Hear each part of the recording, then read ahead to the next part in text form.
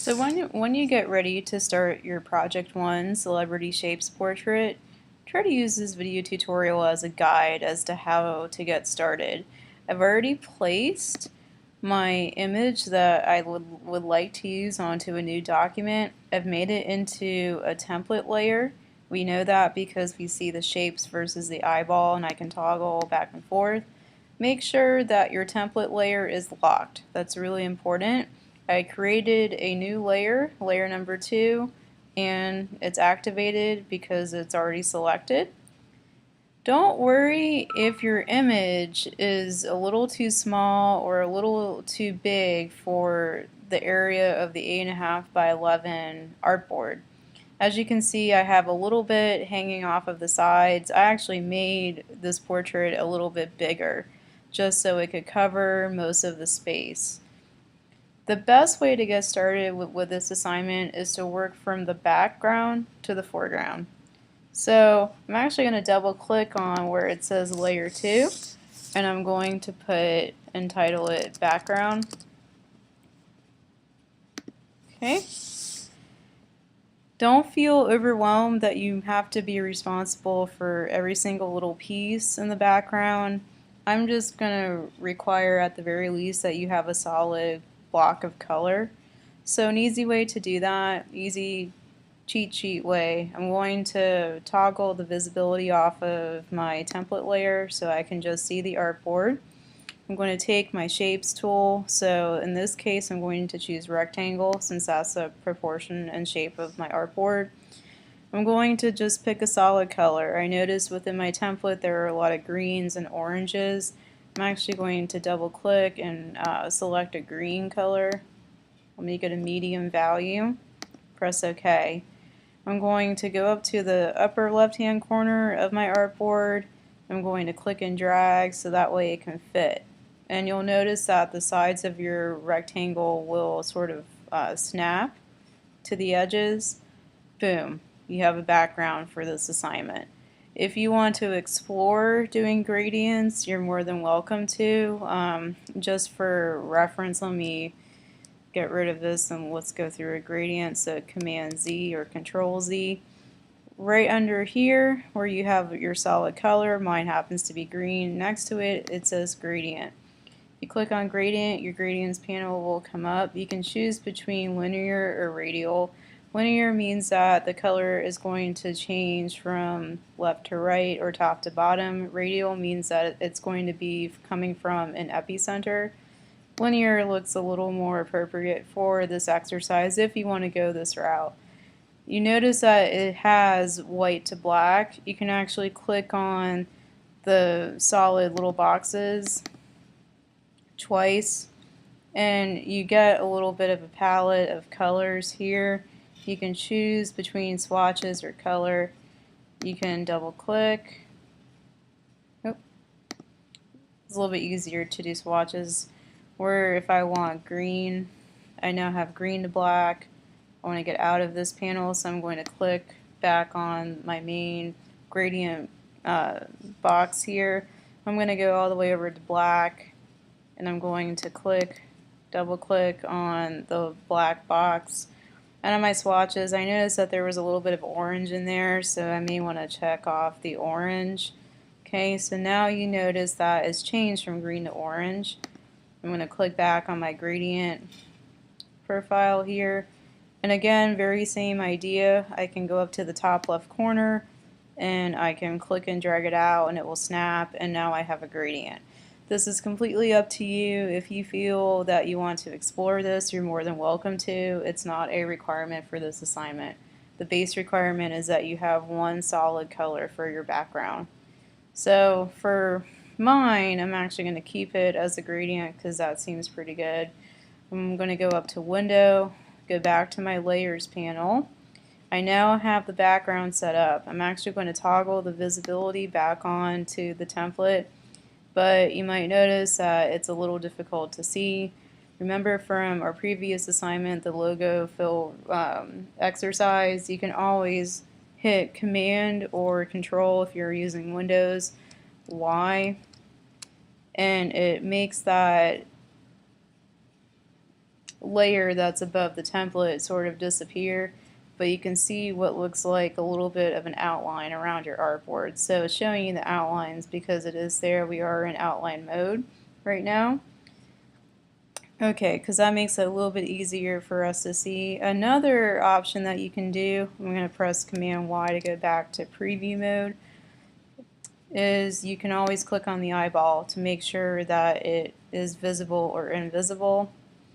So from here, like I said before, we're going to work from our background up to our foreground. We have the background color already established.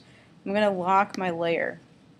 It's real important in Adobe Illustrator. You don't want to put too many different aspects of your assignments on one layer. Reason why is because it's nice to group everything into separate chunks. It also makes it easier if you're working on this and want to come back later and work on different parts. It's just a lot. It's a good habit to follow, and especially if this is your first time learning Adobe Illustrator. So I have my visibility off of my background, and it's also locked, so I can't modify. If I move my mouse, I see the little pencil with a line through it saying that I can't do any functions on it. That's exactly what I want. So I'm going to create a new layer, layer number 3, and I'm going to double click and title this as the skin mask layer. Okay, and then press OK. I'm going to zoom in a little bit. This is where the challenge comes in. Number 1, working from background to foreground, and number 2, working with your modified shapes. So I'm actually going to need to change my gradient color here. Remember how to do that? You go to your eyedropper tool or press the letter I, and I'm actually going to go over to his skin tone right here, and I'm going to click once, showing up as brown. I totally disagree. Let's see. It's a little too dark for me. So I'm going to double click, and I'm going to modify. I'm going to look here. I'm going to move my color picker, have it right next to his face. If you need to modify a color because you feel that your color picker is not picking it up correctly, you're more than welcome to play around in a similar manner to this to try to pick a color that's relatively close. My suggestion would be to work from light to dark. So right now I'm trying to focus on maybe right here or the shine of his nose that has a little bit lighter value. If you've ever worked with watercolor paints or even acrylic painting, this is kind of a similar technique, working from light to dark. It's a lot easier to create that illusion in Adobe Illustrator with changing values and gradients versus from dark to light. So this looks like a pretty good color to start off with, so I'm going to press OK. And when you start picking out your shapes to modify, really take a look at what the overall shape might be. So for example, if I look at Jim Carrey's head, I may want to start off with a rounded rectangle or an ellipse, so that really big oval tool. So let me start off with the ellipse. I'm going to click and drag. It's okay if you don't get it off the first time, that's completely fine. Remember, to make this a little bit easier, I'm going to hit Command Y to get outline mode. So let's zoom in a little bit because we're going to fit this shape around Jim Carrey's head.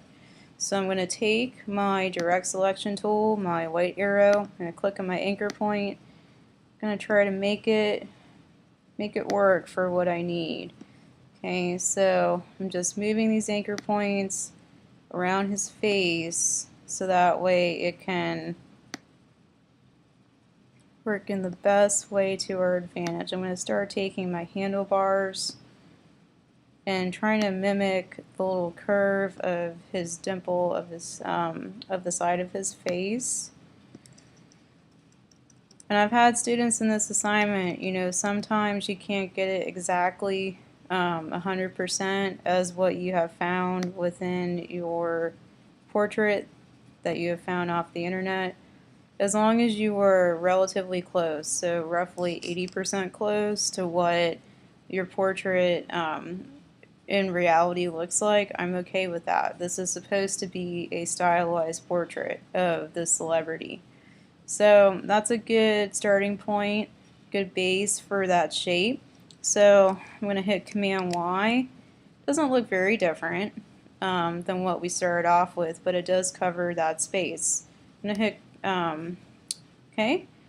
I'm actually going to keep it on there, and I'm going to create another shape. So if I look down at this area right here with his neck, his shoulders, a little bit of a shirt, and the opening of his Hawaiian shirt, I may choose to put a big mass of a rounded rectangle all the way down to the bottom, and I might connect two of them.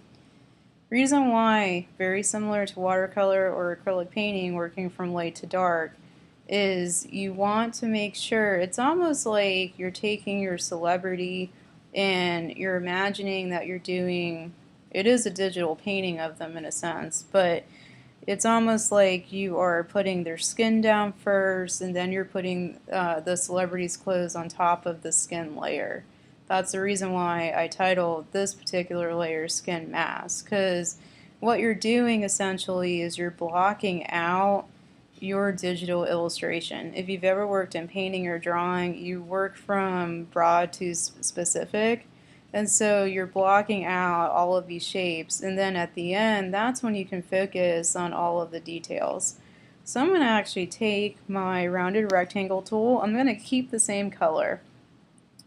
I'm going to click and drag out a pretty large chunk here. Okay.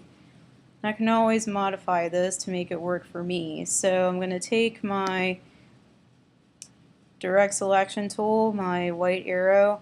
I can't really see what I'm working with, so I'm going to hit Command Y.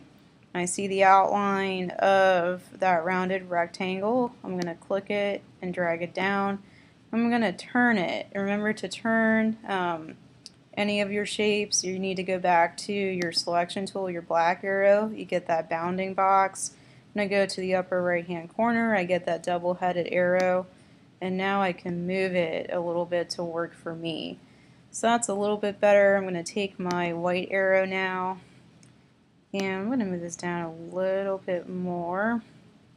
Okay, this is where all the fun can happen. I'm going to go to my anchor point, and I'm going to click and drag it so that way it can follow the curvature of his shoulder blade. I'm going to go to this one, do the same thing.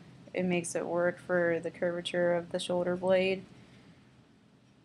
It's okay if you happen to have some of it go down off of the artboard. It's always best to plan ahead in a sense. I'm going to take this one. I'm actually going to have it extend all the way to the bottom. Because remember how I talked about it's always good to do your skin first, then you build up with your tones on your skin, and then you build up with the clothing that they're wearing. So I'm going to actually move that to the very bottom as well. Okay. You might notice in here I have a little bit of a gap between my oval, my ellipse, and my rounded rectangle. I can fix that. So I'm going to go to my white arrow. I'm simply just going to put this over so that way it crosses over. It's the same color, so you're not going to see any type of strokes, or you're really not going to know that it's two separate shapes. Okay, so if I now go to Command Y, we can see that these shapes are blending in nicely. Remember how I said as long as you're relatively close to about 80% of that curvature, that's completely fine. But challenge yourself. If you feel very comfortable using Adobe Illustrator, please feel free to make it as exact as possible. So I'm now going to add another rounded rectangle to this side.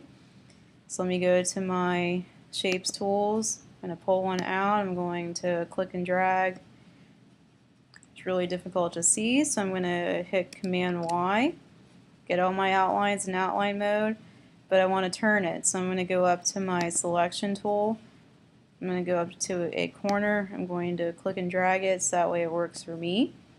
I'm also going to lower it a little bit, turn it just a tiny bit more. Okay, so now I'm going to go to my white arrow, my direct selection, and I'm going to start clicking on the anchor points. and moving them down to work for me. So I want this to go all the way over to the edge. Why don't you take a little bit of artistic liberty in this sense, because yes, you're illustrating a portrait, but you also need to think about composition. At the very beginning of this video tutorial, remember how I talked about if your picture is too big or too small, don't worry about it. You can always make it bigger, and how I made Jim Carrey bigger for mine. Composition is really important. I would suggest if you haven't learned about the rule of thirds, I can put up a link to rule of thirds. That might be very useful for you to look at as far as composition. So I'm going to take this anchor point, move it down. I'm going to take this one, move it down a little bit so it mimics that curvature of the shoulder blade. We have the shape crossing over, so we know that we're not going to get any gaps in that particular space. However, I'm going to take my anchor point, move it down. I do have a gap in between all of these shapes, so I need to stretch it out to make sure that everything is overlapping and looks fine. I'm going to do the same thing right here. Take this anchor point, move it over, and finally take this one and move it off of the artboard. So let's zoom out. Command Y. I now have the extreme basis of Jim Carrey, which is nice. This assignment, I want you to use a combination of modifying shapes tools and pen tool. So, for example, pen tool might be a good tool to use, particularly for his hair. But now that we have the very beginnings of his skin, let's go back to Window, Layers. Okay, we're going to lock this, and then we're going to create a new layer. So from here, let me get off of outline mode for a second. The next space that I may want to concentrate with him, since it's affecting his skin directly, is his hair. So I'm going to double click and I'm going to title this as his hair layer, and press OK. So I take my eyedropper tool, I'm going to pick out a color, picking really dark ones. Let me try to get something a little bit lighter. There we go, that works out pretty well. So now if I were to take a look at the shape of his hair, this is a tough one, and if you pick a celebrity that has a lot of different nooks and crannies to them, it may be difficult. You can't really say that one of these shapes is going to be better than the other. So I think just to block it out, I'm going to try to pick the ellipse tool at first. I think that might be a good starting point. So if I want to click and drag, I'm still on outline mode just so I can trace and vector the shape of his hair a little bit better. I pulled out an ellipse. I'm going to go to my direct selection tool. Another thing to notice too, if you haven't taken note already, whenever I mouse over my ellipse, it turns blue. The reason why is because this is the color that represents that layer. So the hair layer is blue, but if I mouse over the original ellipse for his skin, if you take a notice at my skin mask layer, the color there is green. So that's why they're different colors. But I'm going to take my direct selection tool, I'm going to click on the anchor point, let's move it over here. Remember with these rounded shapes tools, if I click on an anchor point, I get some really nice handlebars I can use to my advantage. So I'm going to take my anchors and move them, but use my handlebar to turn it down slightly. Okay. So let's see.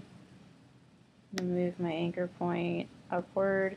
And when you work on this assignment, that's why I gave you 2 weeks to work on it. It's going to take time to truly figure out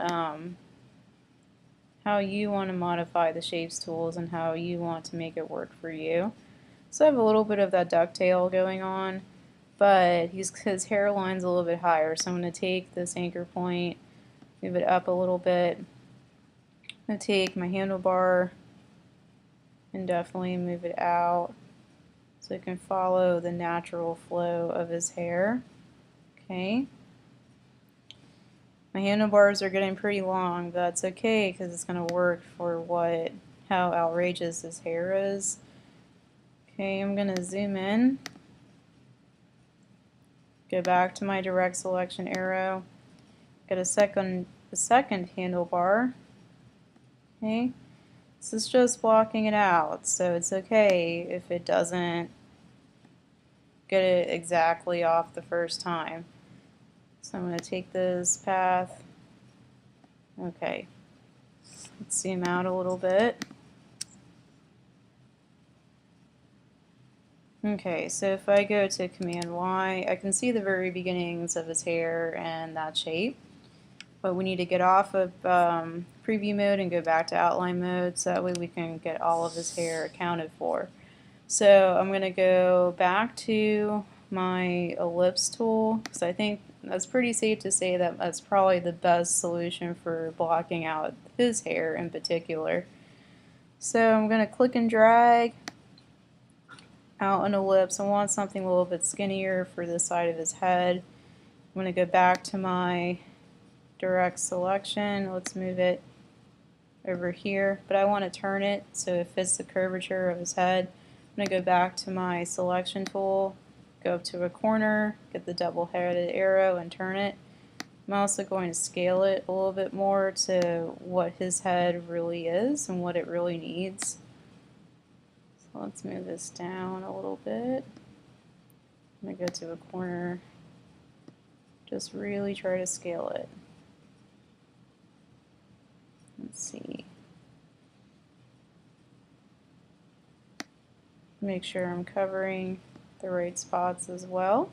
Okay, now I can go back to my white arrow and I can make this work for me. I click on anchor point. I might want to take my handlebars, might be going out a little bit more. I understand that I'm covering up his ear. Don't worry about that. If your celebrity happens to be looking in a 3/4 way, our ear is going to be one of the last things that we do. It's that whole idea of going from background to foreground. So we have a little bit that's a little extra right there, so I'm going to go to my anchor point. I'm going to drag it down. I'm going to worry about the texture of his hair later when I use pen tool. Okay, so I want to make sure, let me click on this anchor point, I'm covering enough of his hair and his head. So let's make sure that we do that. Okay, so that way it's all accounted for. Let's take a look, so Command Y. It's off to a good start. Command Y again. Okay. Let's get the little bit of a sideburn right there. So I'm going to deactivate my current shape by going to my selection tool, clicking off, going back to my ellipse. I think that's going to be a good solution there as well. So I'm going to click and drag roughly that size, but I need to turn it. So I'm going to go to my selection tool and turn it to how I need it. And now I'm going to go back to my direct selection tool, click on the anchor point, and now make it work for me. And I use my handlebars and sort of make it upward a little bit so it's following the rest of his hairline. I'm going to zoom in a little bit, go back to my direct selection tool. Let's make this go outward a little bit. I'm going to zoom back out, Command Y, and I can see the very beginnings of his hair. Okay, let's concentrate on the side of his face, of his hair. So I'm going to click off of my selected area. I'm going to click on my selection tool, click outside the artboard. Now I'm going to go back to my ellipse tool. I'm going to click and drag an ellipse. I want to turn it, so I'm going to go to my selection tool, get the double-headed arrow and turn it. And now I'm going to move it downward slightly, zoom in so I can see the outline. use my direct selection tool and start taking those anchor points. Click on it, move it up. And maybe want to use a handlebar right here. It's got a little puffy right there, so let's take our anchor point, move it down. I understand that he's wearing sunglasses, but as I said before, we're going from back to front. That sunglasses will be one of the last things that get covered here. Let's take the handlebar, move it down. That should be covering it enough, but I'm going to use a little bit more of that handlebar tool. Okay, because I still want it to cover up this space. So let's see what this looks like after I zoom out and take it off of off of outline mode. Okay. So we are getting somewhere.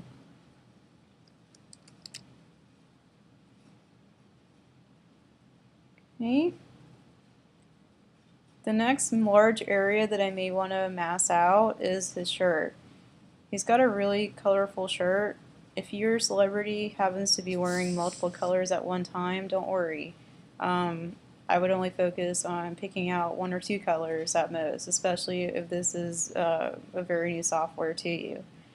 So, what I'm going to do is I'm going to just pick one of the colors represented here. So I feel like blue might be a really good option, so it's easy to see. But before I do that, I'm going to lock my hair layer.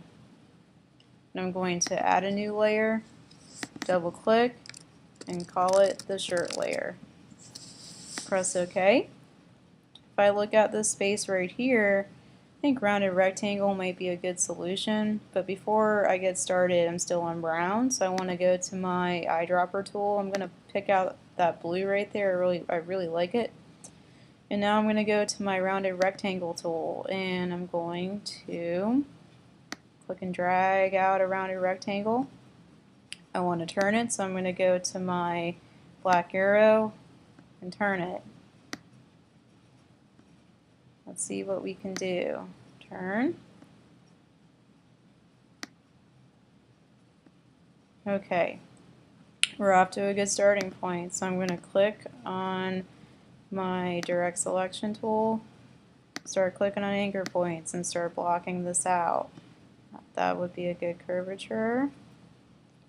Let's go and bring our handlebar down here.